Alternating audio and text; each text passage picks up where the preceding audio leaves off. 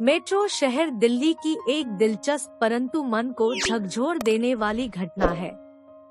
एक रईसजादे अमन से मोहल्ले भर के लोग परेशान थे। अमन एक अमीर और दबंग परिवार का लड़का था। उसकी सबसे बुरी आदत लड़कियों को छेड़ने की थी।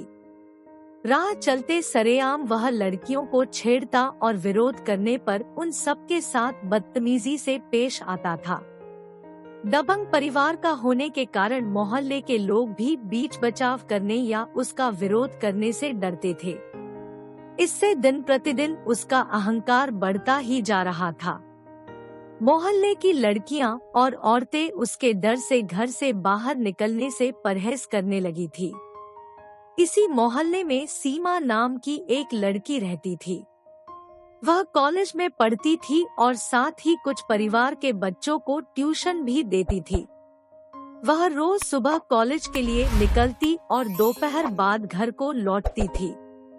मोहल्ले में एक तरफ जहां सीमा की सुंदरता के चर्चे होते थे, वहीं उसकी सादगी और बुद्धिमता की तारीफ करते भी लोग नहीं थकते थे।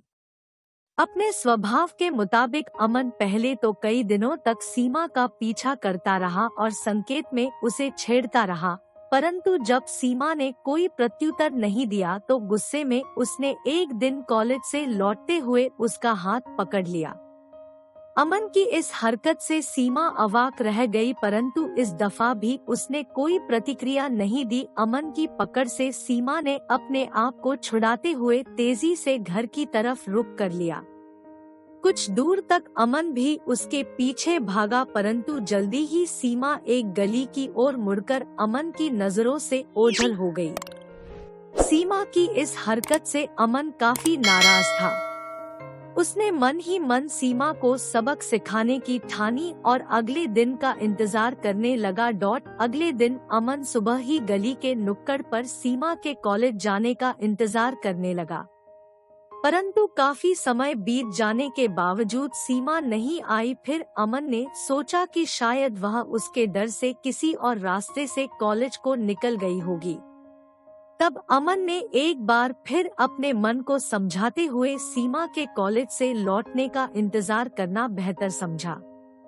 आज अमन के सर पर सीमा को सबक सिखाने का भूत सवार था।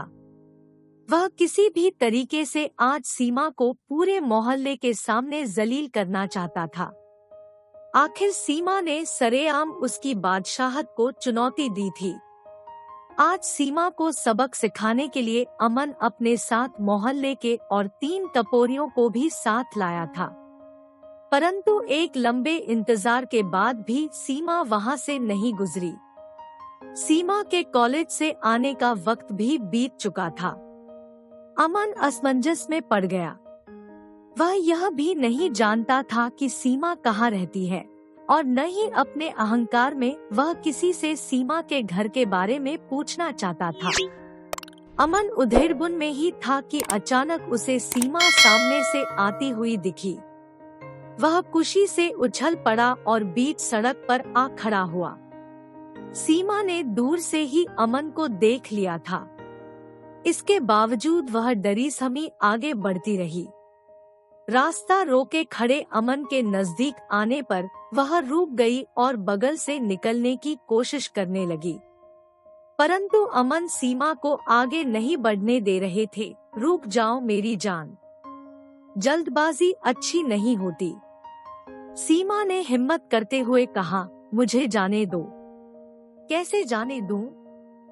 जब से तुम्हें देखा है मेरी रातों की नींद हराम हो गई है। आखिर तुम मुझसे चाहते क्या हो? अमन ने अपने साथियों की ओर देखकर हंसते हुए कहा। लो पूछो, आखिर एक आशिक क्या चाह सकता है?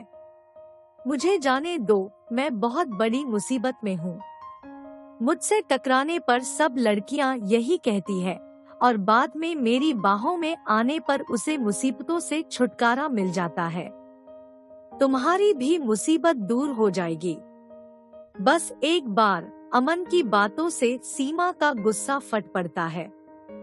वह मजबूती से अमन का विरोध करते हुए कहती है, बस करो, मैं वैसी लड़की नहीं हूँ। मेरे रास्ते से हट जाओ और मुझे जाने दो, मैं एक गरीब लड़की हूँ। मेरे पापा बीमार है, डॉक्टर को बुलाने जा रही हूँ। सीमा ने हिम्मत करते हुए एक ही सांस में सारी बातें कह डाली। सीमा की बातों पर अमन और उसके साथी ठहाके मारकर हंसने लगे। अमन ने कहा, सभी लड़कियां ऐसे ही बहाने बनाती है, मगर आज मैं नहीं मानने वाला। तुम्हें तो आज मैं अपने साथ लेकर ही जाऊंगा। अमन की बातों से सीमा सहम गई। उसने अमन की मनसा का विरोध करते हुए गिड़गिड़ाते हुए कहा, आज मुझे छोड़ दो, मैं अगर समय पर डॉक्टर को लेकर घर नहीं पहुंची तो मेरे पापा की मौत हो जाएगी। सीमा की बातों पर अमन थोड़ा ठिठका और धूर्तता दिखाते हुए बोला, मैं किसी डॉक्टर से कम हूँ क्या? तुम्हारे पापा का इलाज मैं कर दूंगा। चल तुम्हारे घर चलता हूँ। अमन इस बहाने सीमा का घर भी देखना चाहता था, परंतु भोली भाली सीमा को अमन की यह चाल समझ में नहीं आई और यह समझते हुए कि अमन जब उसके घर के हालात और उसके बीमार पिता को देखेगा तो उस पर तरस खाकर उसका पीछा करना और उसे तंग करना छोड़ देगा, अमन को अपने घर ले गई। सीमा के घर के हालात को देखकर अमन को जोर का झटका लगा। एक छोटा सा घर, बेतरतीब फैले सामान और घर के एक कोने में चारपाई पर लेटा एक बूढ़ा शख्स। कुछ देर के लिए वहां खामोशी छा गई। इस खामोशी को सीमा ने तोड़ा। यही है मेरा घर। चारपाई पर मेरे पापा लेटे हैं। पापा बीमार है, माँ दूसरे घरों में काम करने गई है। पापा की तबीयत ज्यादा बिगड़ने के कारण मैं आज कॉलेज नहीं जा सकी थी, डॉक्टर को बुलाने जा रही थी, सीमा ने कहा। सीमा की एक एक बात अमन के दिल पर हथौड़े की तरह वार कर रही थी। वह मूर्ति की तरह जहाँ था वही खड़ा रहा। उसने सीमा की ओर देखा और आत्मग्लानि से उसकी आंखों में आंसू आ गए। वह मन ही मन सोचने लगा, मैं कितना बड़ा पाप कर रहा था। मैंने तो आज तक इतनी तकलीफ की जिंदगी देखी ही नहीं है। अपने अमीरी के घमंड में मैंने न जाने कितने लोगों का दिल दुखाया है।